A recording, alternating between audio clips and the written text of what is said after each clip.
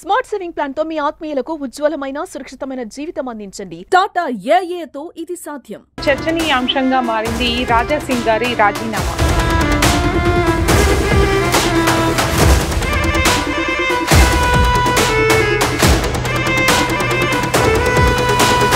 భారతీయ జనతా పార్టీలో ఉన్న వాళ్ళందరూ ఒకటి గుర్తుంచుకోవాల్సిందండి.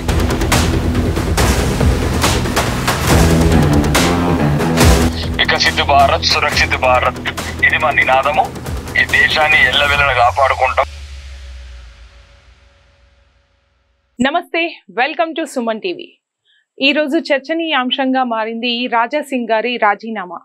మరి ఎందుకు తను రాజీనామా చేసినట్టు? 2014 నుంచి బీజేపీలో ఒక కీ రోల్ పోషిస్తున్నాడు అని చెప్పొచ్చు. గోషామహల్ ఎమ్మెల్యే. గోషామహల్ అనగానే గుర్తొచ్చేది రాజా సింగ్ గారు.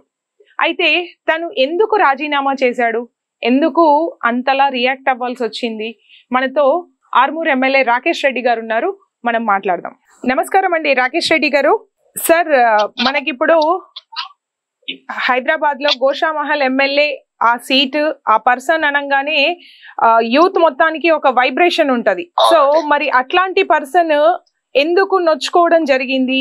ఈ బీజేపీ పార్టీలో ఈ కలకలం ఏంటి అంటారు? మీ ఒపీనియన్ ఏంటి సార్? ఫస్ట్ భారతీయ జనతా పార్టీలో ఉన్న వాళ్ళందరూ ఒకటి గుర్తుంచుకోవాల్సిందండి. ఎవరైనా వ్యక్తుల కన్నా పార్టీ ముఖ్యం, పార్టీ కన్నా దేశం ముఖ్యం. అవును, ఇది భారతీయ జనతా పార్టీ. ఇది కుటుంబ పార్టీ కాదు. కొంతమంది కుటుంబ సభ్యుల గురించి, వాళ్ళ వారసత్వ రాజకీయాల గురించి పుట్టిన పార్టీ కాదు. కాదు కాదు దేశం గురించి, సాంప్రదాయము, సంస్కృతి, సనాతన ధర్మము, దేశ అభివృద్ధి గురించి ఒక ఏర్పడ్డ పార్టీ కాబట్టి దాన్ని బట్టి వ్యక్తులలో కొన్ని ఇబ్బందులు ఉన్నా కానీ అప్పుడప్పుడు సర్దుకుపోవాలి. వాళ్ళ సమయం గురించి వేచి చూడాలి. అంటే ఏకగ్రీవంగా ఎంపిక చెయ్యాలి అని ముందే డిసైడ్ అయ్యారా? అంటే ఏపీలో కావచ్చు, ఇక్కడ కావచ్చు, అక్కడ పురంధరేశ్వరి గారి ప్లేస్ లో, ఇక్కడ కిషన్ రెడ్డి గారి ప్లేస్ లో ఏకగ్రీవంగా తీసుకోవాలి అని అధిష్టానం ఏమైనా నిర్ణయం తీసుకుందా? ఏకగ్రీవంగా చేయాలనే నిర్ణయం ఏం తీసుకోలేదు. మాకు 2 రాష్ట్రాలే కాదు, ఇంకా 27 రాష్ట్రాలు, మొత్తం 29 రాష్ట్రాలు ఉన్నాయి మాకు. అవును, విశాల భారతదేశంలో 21 రాష్ట్రాలను పరిపాలిస్తున్న ఒక పార్టీగా అవును, మా బాధ్యతలు పెద్దగా ఉంటాయి. దానివల్ల అక్కడ ఏంటంటే అందరికి ఫ్రీడమ్ ఇచ్చాము. ఎవరిని అడిగితే మమ్మల్ని కూడా అడిగారు నామినేషన్ వేస్తారంటే నేను చేయమని చెప్పాము. అయితే అంటే నామినేషన్ వేయడానికి ఎందుకు అడ్డుకున్నట్టు? అడ్డుకునే ప్రక్రియనే తనను నొచ్చుకునేలా చేసింది అని రాజా సింగ్ గారు అంటున్నారు. రాజా సింగ్ గారు దయచేసి అక్కడనే ఉన్నాను, పక్కనే కూర్చున్నాను. అతన్ని అప్లికేషన్ తీసుకొని వచ్చాడు. దాంట్లో ప్రపోజల్స్ పార్టీ నియమావళి, అది రాజా సింగ్ కో రాకేష్ రెడ్డి గురించి రాయలేదు నియమావళి. భారతదేశానికి మొత్తానికి పార్టీ ఉన్న రోజులు, ఇలా వ్యక్తులం ఉంటాము ఉండము, ఇంకా వందలాది సంవత్సరాలు ఈ దేశంలో నదులు ఉండాల్సిన పార్టీ అది. అవును, కాబట్టి దానికి నియమావళి ఉంది. అంటే council members, state council members 10 మంది దాన్ని సపోర్ట్ చేయాలి, ప్రపోజ్ చేయాలి. అంటే మరి రాజా సింగ్ గారు ఇది మోనోపాలీ లాగా ఉంది, నేను దీన్ని సమర్థించను అన్నట్టుగా చెప్తున్నారు.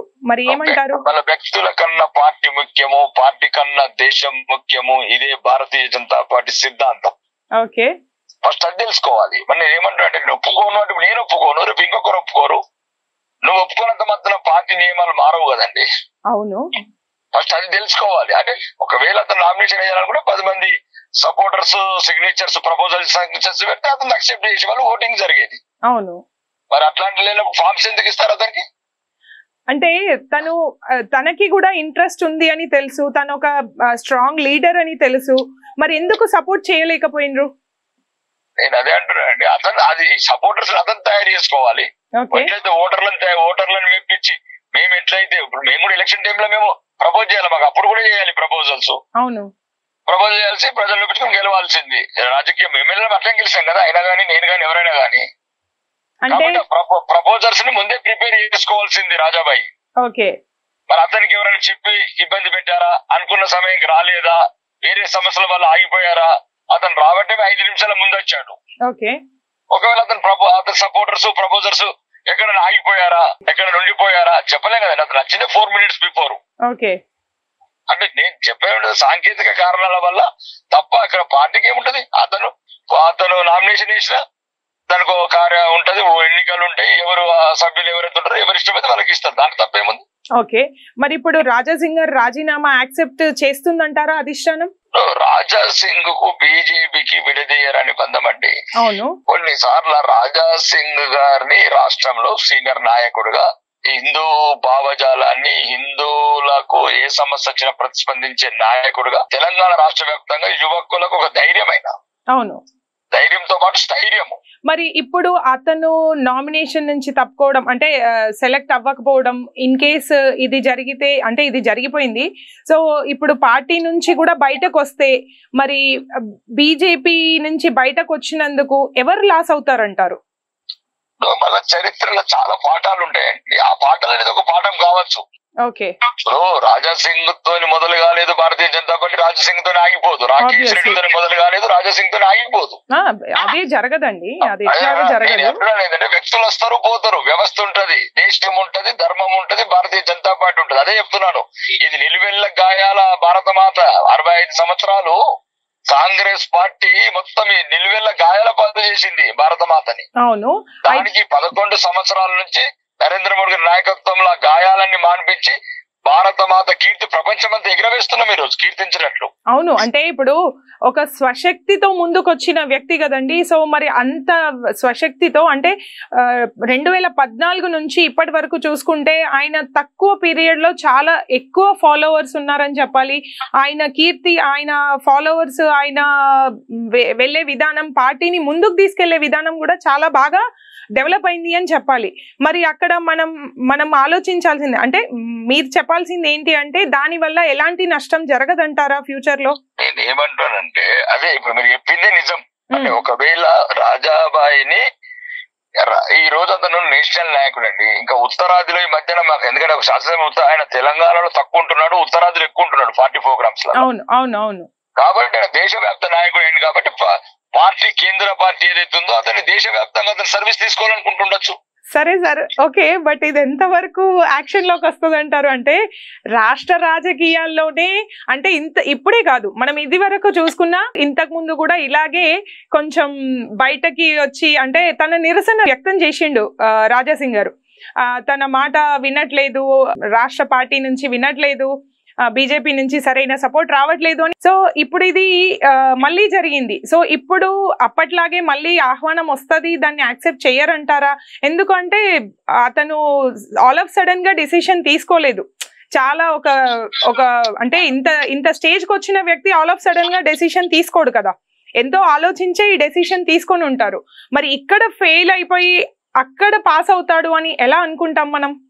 అలా ఇక్కడ ఫెయిల్ అయిందని ఎవరు చెప్పాలండి?